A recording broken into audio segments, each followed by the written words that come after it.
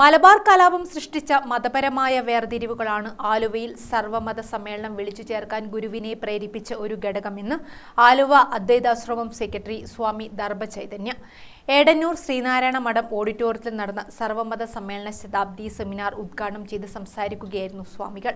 സർവമത സമ്മേളനം കൊണ്ട് ഉദ്ദേശിച്ചത് വാദിക്കാനും ജയിക്കാനുമല്ല, അറിയാനും അറിയിക്കാനുമാണെന്ന് ഗുരു തന്നെ വ്യക്തമാക്കിയത് സ്വാമി ധർമ്മചൈതന്യ ഓർമ്മിപ്പിച്ചു. എല്ലാ മതങ്ങളുടെയും സത്ത ഒന്നുതന്നെയാണെന്ന് എല്ലാ പ്രസംഗങ്ങളും കേട്ടതിനു ശേഷം ഗുരു പറയുകയും സത്യദർശനത്തിലേക്ക് മനുഷ്യനെ ആനയിക്കാനുള്ള ലക്ഷ്യത്തോടെ സർവമത പാഠശാല സ്ഥാപിക്കപ്പെടണമെന്ന് ഗുരു ആഗ്രഹം പ്രകടിപ്പിച്ചെന്നും സ്വാമി പറഞ്ഞു. ഈ ആവശ്യത്തിലേക്ക് പൊതുജനങ്ങളിൽ നിന്ന് 5 ലക്ഷം രൂപ സമാഹരിക്കുവാൻ ഉദ്ദേശിക്കുന്നു. ഇതാണ് ഗുരു നടത്തിയ പ്രഖ്യാപനത്തിൽ പറഞ്ഞത്. അപ്പൊ അന്നത്തെ 5 ലക്ഷം രൂപയുടെ മൂല്യം എത്ര വലുതാണെന്ന് ഓർക്കണം. എന്നാൽ മാത്രമല്ല, ഗുരുദേവൻ പറഞ്ഞത് ശിവഗിരിയിൽ സ്ഥാപിക്കുവാൻ ഉദ്ദേശിക്കുന്ന മതമഹാപാഠശാലയെ കുറിച്ചാണ്.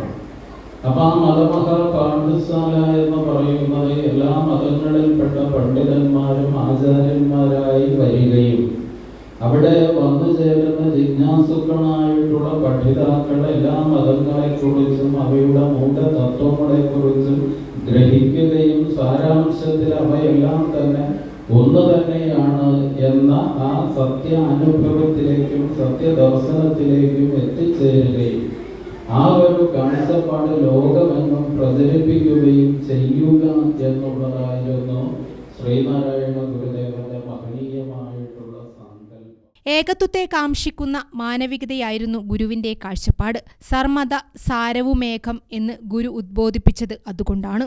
ആശയത്തിലധിഷ്ഠിതമായ സംഘടിത മതങ്ങളെ യുദ്ധം ചെയ്ത് തോൽപ്പിക്കാനാവില്ല. എല്ലാ ജീവജാലങ്ങളോടും സമഭാവന കാണിക്കണമെന്നാണ് അനുകമ്പ ദശകത്തിലൂടെ ഗുരു ലോകത്തോട് പറഞ്ഞതെന്ന് സ്വാമി വ്യക്തമാക്കി. കെ ജയപ്രകാശ് അധ്യക്ഷനായി. കേരള സർവകലാശാല Sreenarayana Guru studies director doctor MA Siddique, Kerala Sahitya Akademi പ്രവർത്തക സമിതി അംഗം VS ബിന്ദു, M പ്രജിത് കുമാർ, തയ്യിൽ രാഘവൻ എന്നിവർ സംബന്ധിച്ചു. ഗ്രാമിക ന്യൂസ്, തലശ്ശേരി.